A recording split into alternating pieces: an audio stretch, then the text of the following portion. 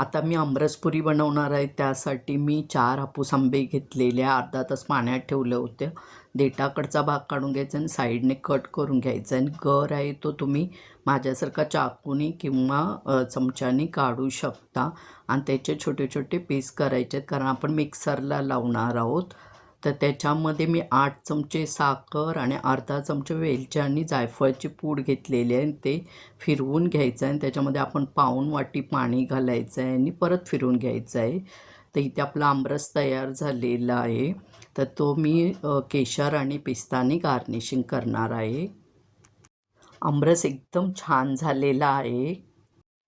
आता आपण पुरीसाठी पीठ मळून घेणार आहे. मी पाव चमचा मीठ घेतलेलं आहे, गव्हाचं पीठ घेतलेलं आहे आणि अर्धा ग्लास पाणी घालून पीठ छान मळून घेतलेलं आहे. आपलं आता पीठ छान मळून झालेलं आहे. वरून तेल घालायचं आणि परत मळून घ्यायचं आहे छानपैकी. 10 मिनिट झालेले आहेत. पीठ छान भिजलेलं आहे. आता सुकं पीठ लावून आपण चपाती लाटून घेणार आहोत.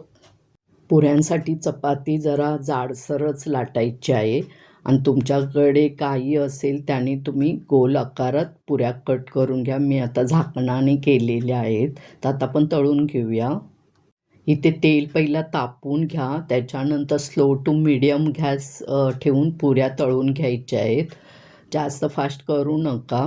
पण ही गव्हाच्या पिठाच्या असल्यामुळे थोड्या लालसरच होतात. मैद्याच्या असतील तर त्या मग पांढऱ्या दिसतात आणि छान फुगतात. फुगलेल्यात बघू शकता, मस्त होतात. आणि आंब्याच्या रसमध्ये तुमचा आंबा ज्या प्रकारे गोड असेल त्या पद्धतीने तुम्ही साखर कमी जास्त करू शकता.